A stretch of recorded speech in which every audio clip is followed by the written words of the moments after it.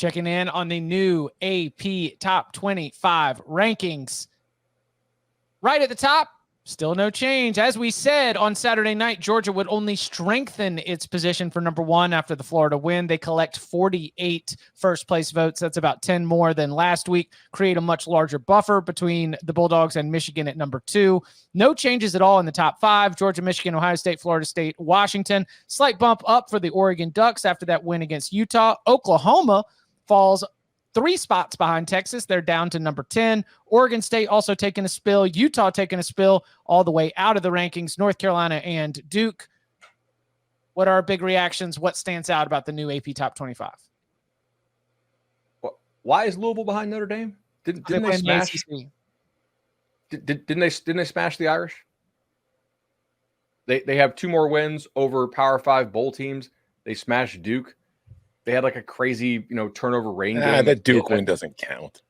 They still beat the crap out of them. I mean, yeah. Look, I'm not going to prop up a resume on beating that Duke team right now. I mean, it's better than Notre Dame's second best win, right? Don't disagree with that. I'm just saying I wouldn't like. And they also head-to-head smashed them. Like that wasn't a competitive game. Bud, you seem really concerned about these other ACC teams. Because it's crazy. Like they have a good non-conference season, and now like they beat each other up. And how quickly we forget! How quickly we forget like 4-1 against the SEC. It's like before you were like, North Carolina, that resume should stand up, and then you got off that one. We agreed, and then all of a sudden you're like, Louisville, we need it. Are you concerned about the ranking of a potential Florida State opponent in the ACC championship game? No, I'm really not. Like honestly, 12-1 Florida State's going to get in if they win, because the Pac-12 and the Big 12 are going to beat themselves up pretty bad. And if Oklahoma wins the Big 12, Florida State's resume at 12-1 is going to be better. Bud's about to be like, why isn't Virginia Tech ranked? I mean, come on. No, I'm not. Hokies. You really have to look at the Hokies. Yeah, man. It was so funny. I was sorting out these profiles, and that's the thing is like Clemson and Duke wins don't mean as much anymore. Right. This like North Carolina, Clemson, Duke, all moving in the wrong directions. And the new CBS Sports 133. I mean, one of the sections I do for the post on the site is some of the biggest, most notable movers throughout the entire 133. I mean, it was a basketball season ass change as Clemson, Duke, North Carolina all dropping. Man, it really is the dream of the 90s where Florida State's way out in front. Everybody else is just trying to get to the Peach Bowl.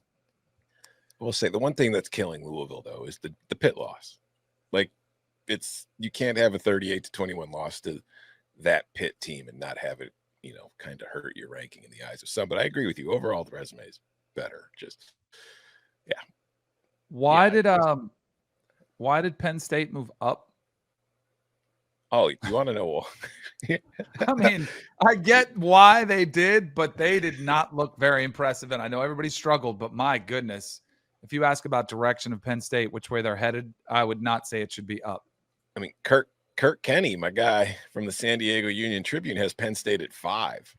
He's got Penn State. He's got Penn State ahead of Washington. He's got Penn State ahead of Oregon, Texas. He hit the wrong button again. He's the one that hit the wrong button on Florida State, didn't he? That's our guy. I think so. Yeah. But yeah, I mean, like, what's Penn State's best win? It's like Iowa. Yeah, it's Iowa and West Virginia are Penn State's best wins. I like from a college football playoff selection committee resume analysis, they are not a top 10 team. It's having them ahead of like Texas and Alabama to me is just like, okay, sure. Is USC a top 25 team? We hit this one last week, but like, what did they do to? Yeah, they're just not a top 10 team. No, Miami is a better resume than them. Dead serious. Line them up. All right. USC got destroyed by Notre Dame. Miami had what, a 2-score loss at North Carolina. Losses are pretty similar. Miami's actual wins are way better than anything USC has. Like, what's USC's best win? Arizona. Okay. Miami crushed Texas A&M. A&M's a better team than Arizona is. You really got to look at Miami. Easily. We need to make sure Miami is in the top 15. Arizona lost to Mississippi State. Especially when they play Florida State. We need to make sure Miami's in the top 15. Dude, I'm serious. They don't need to be top 15, but like Miami's resume is legitimately better than USC. USC has 0 quality wins. 0. I mean, so for your do Miami, they have Are they going to beat any Power 5 teams to make a bowl? USC? Yeah, Arizona. I guess Arizona's going to make a bowl. Arizona's You're right. 5-3. Yeah. Which is, like kind of like that's better than Clemson. Miami beat but Clemson. I don't think the committee's that dumb as far as like, do we think Arizona's better than Clemson? Really? No, Clemson had like a huge net success rate edge over NC State and had some crazy ass turnovers. Now they keep having them, so you got to dock them for it. But like realistically, what are we doing here? Yeah, Texas A&M is a better win than Arizona. Yes, I would agree with that. Yeah, destroying them as opposed to going to overtime at home. Yeah. What about the second best win? The second best win for Miami? Yeah. Yeah, that's Clemson. I guess 4-4 Clemson. I mean, it's either 4-4 Clemson or nothing. I mean, then you what's USC's second best win? USC's second best win? But did USC lose to Georgia Tech? No, Georgia Tech's going to make a bowl now, apparently. I mean, Notre Dame and Utah. That loss is going to look a little better. I'm surprised about this, but it is. Notre Dame and Utah. You want to know why? The quality loss argument, which I'm not. You're asking for an explanation. That's all I got. USC's 2 losses are to teams that are in the top 25 as well. And Miami's 2 losses are to teams that are not in the top 25.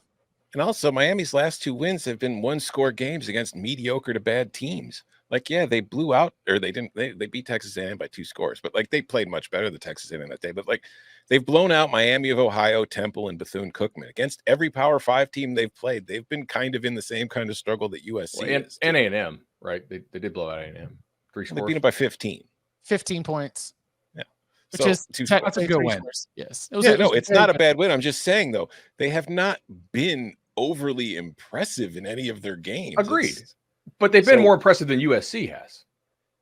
That was my only note here in the show notes is like Miami's resume and eye test is better than USC. And USC is just still hanging on because of preseason helium where they were. Like there's no argument, I don't think, realistically, that USC is better than Miami. Either eye test, resume, on field. I don't see it. How many wins does Liberty need to have to crack the top 25? 15. Like I have them as the look. I think obviously Chadwell's done a great job there. They have played the weakest schedule in the country on my stuff. 133rd out of 133. They need to bump it up. 130th out of mine. Yeah. Yeah. The thing that in this goes back, like if they want to get the 12-team playoff, because I think they're not even gonna like we had him on the radio show and he didn't really try to make the case this year. Like he knows Conference USA, the non-con is not great. They used to do really well against the ACC. I mean, it wasn't not that long ago. I think they were 2-1 or possibly 2-0 against the ACC with Hugh Freeze. But the thing that's crazy is next year they're only adding App State as another opponent. They're still going with this kind of easier schedule, which I don't understand. I mean, I guess maybe you're trying and you can't get a Power 5 team on there, but you got to get some Power 5 teams on there else or you're not going to get in. I don't know if they're there in the development cycle, honestly. Like, that may not be a bad thing for them to win 9, 10, 11, 12 ball games again next year. Yeah. I mean, they could go undefeated back to back. And like they're not what they need. I don't think they're a positive number. Like, I don't think they're a top half team in college football. I think the CUSA is like legitimately, and like again, I think they've done a nice job there, but talent-wise, I don't think that they have the athletes to compete. Well, yeah, I mean, if Jeremy Chadwell is going to stay there and build, he's dealing with the roster that already had some quick flip, in the wake of Hugh Freeze, and so now it's going to take a little bit to build that up along the way.